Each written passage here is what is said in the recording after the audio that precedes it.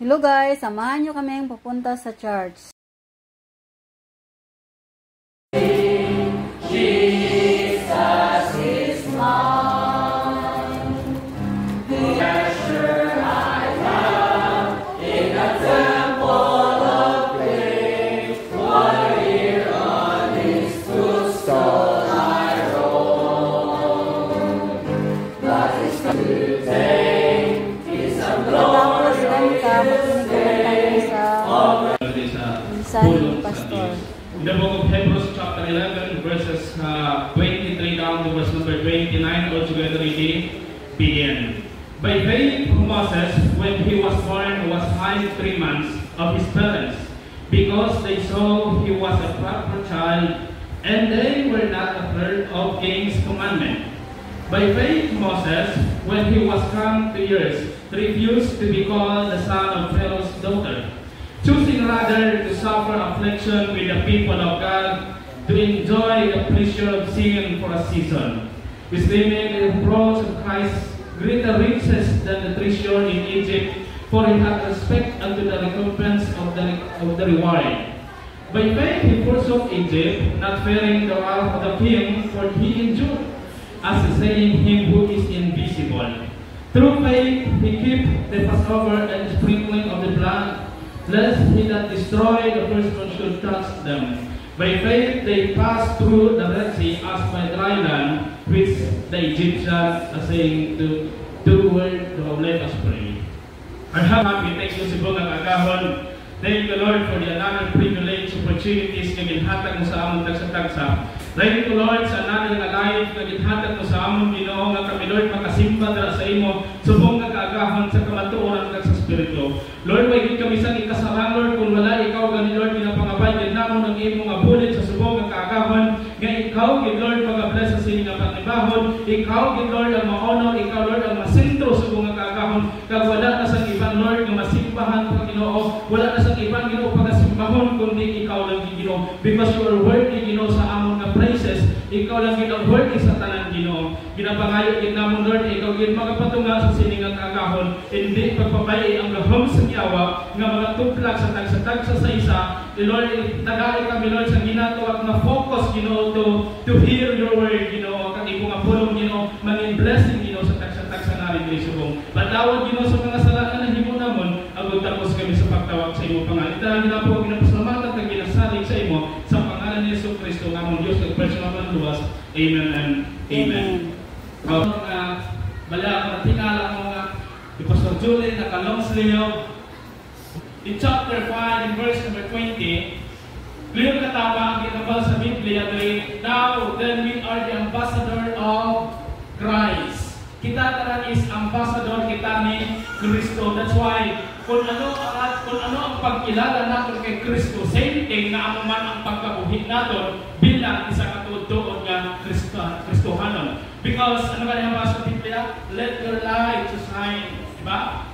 So dapat ang light is ang mas shine. Thank you for the text.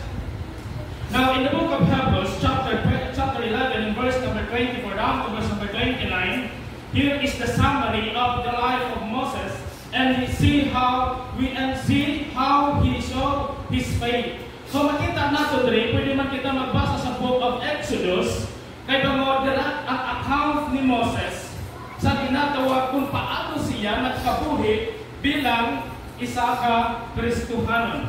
But makita nato diri nga si Dire sa book of Hebrews, chapter 11, in verse number 24 down to verse number 29, and also in the book of Hebrews, chapter 11, dire ang account sa ginatawag ng mga katawhan na may pagtuo, dako ang ilang pagtuo sa Dios. Amen? Dire nato mabasahan nga ang Hebrews chapter 11, dire tanan ang account sa mga ginakilala ang ilang pagtuo dira sa buhi naton dito sa buhi naton nga Dios. That's why in this chapter, makita this is the summary of life of Moses, and see how he showed his faith, that he was kept by his mother in his heart.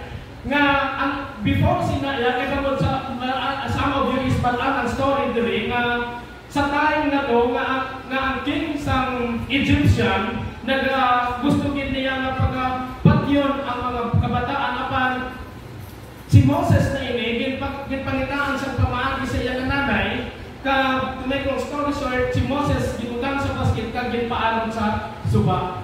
Kag ang nakapulot sini kung wala na sa iban amo ang bata ni Pharaoh, ang king sa Egypt. And also the word Pharaoh that is called, ang word na Pharaoh is amo na ang king sa Egypt kung sa atong presidente sa ila is Pharaoh. Now makita natin rin na ang faith ni Moses is ginadalagin niya throughout his whole life.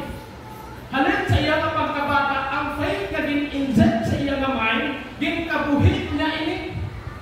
Daw kabudlay pa no, bata-bata pa to yan. Wala pa man to sa ginatawag nga wala pa man sa ginapinsahan, wala pa man to sa pinsahan.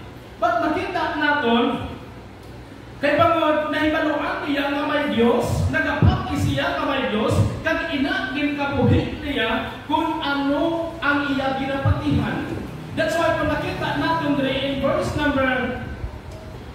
number 23 down to verse number 29, ginsulat ang nahanungod sa kabuhi ni Moses kung ano ang pagtuo nga arak kay Moses. In this passage we will see what his faith agad ano ang nahimo niya nga nagstay siya, nga nagbulig sa iya, nga magstay sa tama nga sa right nga posisyon, sa right nga pag-alagad sa Dios. That's why the of Moses, first day, nga among pagatunan subong is about by faith of Moses first, the wise choice he made. The wise choice he made. 25, choosing rather to suffer affliction with the people of God. Now, makita natin sa kabuhi ni Moses, while out sa Egypt, is wala sa sang pangapaglayan.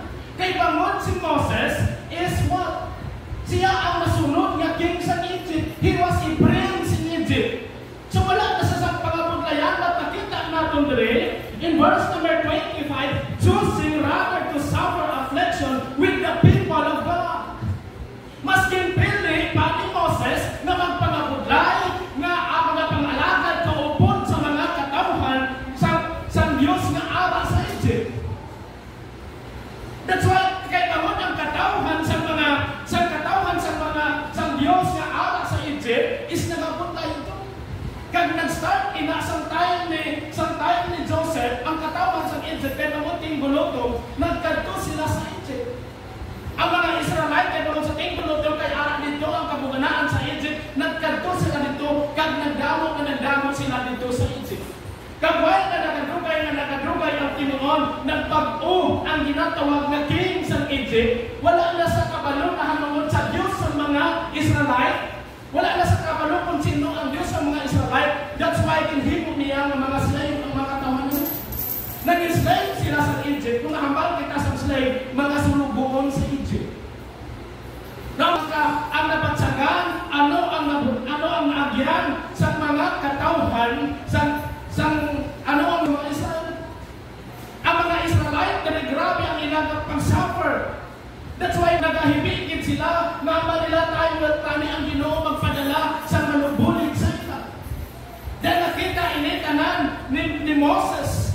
That's why kinpilit niya mag-antos na kaupod sa mga katawhan sa Israel. Amo na ang pinaka-wise choice na ginhimo ni Moses. Ang Ginoo kaysa kalipayan nga aral sa Egypt. Still of God, He will not suffer with the Israel, but He is willing to endure rather than the enjoyment nga aral sa Egypt. Maskin pilit pa niya mag-endure nga ang ginatawag na kabudlayan kaysa kalipayan. Kung katong kita sa reality tabi, sino gusto sa kalipayan sa iman? Tanang kita gusto sa kalipayan, ito iya sa Diyos. But the question is this may arak wala ka nga kalipayan nga arak sa Egypt. It means mga putang na hindi iya sa Diyos. O mas piliin mo Diyos sa sarili mo ang kalipayan nga hindi makahantag sa kalipayan sa Diyos. Amen? Amen. That's why nakita natin sa Diyos natin. Amen?